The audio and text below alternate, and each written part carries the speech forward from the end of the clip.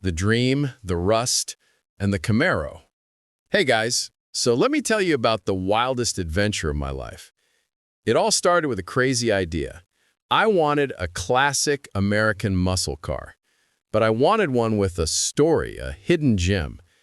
Being half Ukrainian, I figured, where better to look than over here? I knew the local auto markets had to be holding on to some forgotten legends. My target? A Chevrolet Camaro. The very name just screams freedom, you know? I dedicated the first few weeks to searching on the main Ukrainian car website. Man, those late-night searches were a trip. Week 1, the reality check. The initial viewings? Pure disaster. I had this idea of finding a slightly worn but structurally solid car. The reality was different. The mint condition lie.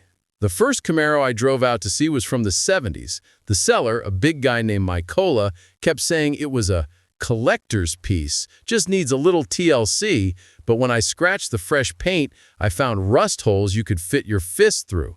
When I tried to open the trunk, the handle snapped right off in my hand. I swear, that car was held together by hope and duct tape. The tuning nightmare. Next up was an 80s model, but the owner had customized it.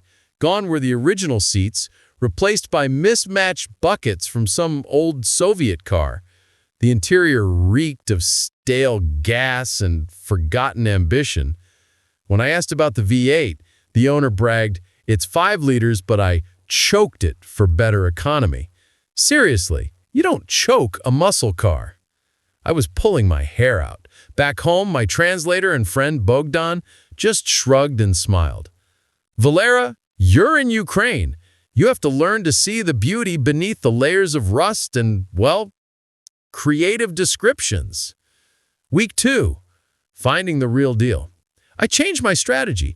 I decided to ignore the fancy ads and look for the truly neglected listings, the ones with blurry photos and 2-sentence descriptions. My reasoning was, a true car guy who has something real wouldn't bother with slick marketing. That's how I found her.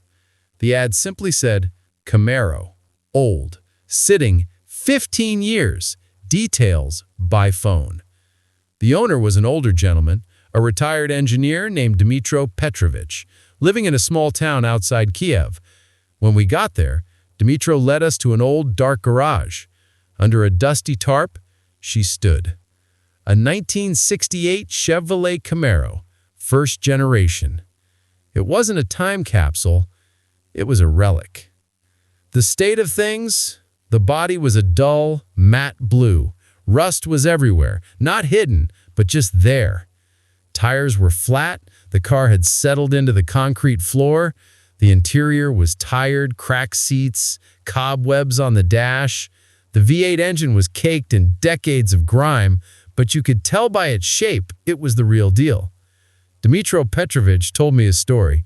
He said, "I brought her from Germany in the 90s, drove her for a bit, then life got complicated. Parts were hard to find, gas was expensive. She just waited. For the first time since I started this quest, I felt calm. This car was honestly old. It wasn't pretending. It was an authentic project, a blank canvas demanding respect. The negotiation, it was personal. We started the haggling, which is mandatory here, right?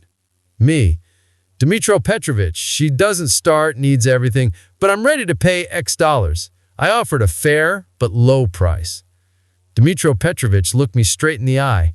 No, Valera, I know she's rusty, but this is not just metal. This is my youth. You either take her at my price, a slightly higher one, or I wait for someone who won't haggle over her history. That stopped me cold. I was ready to walk away thinking, the nerve. But then I saw the emotion in his eyes. He wasn't trying to rip me off. He was selling a piece of his soul. I shook his hand. Done. I'll pay your price. But I have one condition. When I restore her, you have to be the first person to take a ride. He smiled. A genuine, warm smile. You're a true man. It's a deal. The finale. The roar of the V8. The next 9 months were non-stop. I found an amazing local shop that knew classic muscle. We imported some original parts, but the Ukrainian craftsman did miracles on the bodywork. 9 months later, the '68 Camaro rolled out of the shop. She was stunning. A deep, rich blue. Her V8 engine finally screaming the way it was meant to. I kept my promise. I drove out and picked up Dmitro Petrovich. He sat in the driver's seat, inhaled the scent of new leather and old metal, and turned the key. When that V8 roared to life, I saw tears in his eyes. "Well, Valera," he said, "she finally waited for her time." I didn't just find a car in Ukraine. I found a piece of history, an unexpected friendship, and the realization of a lifelong dream. Now, every time I cruise through Kiev, the deep rumble of that classic Chevrolet Camaro is a song telling the long story of a crazy American's search for his ultimate ride.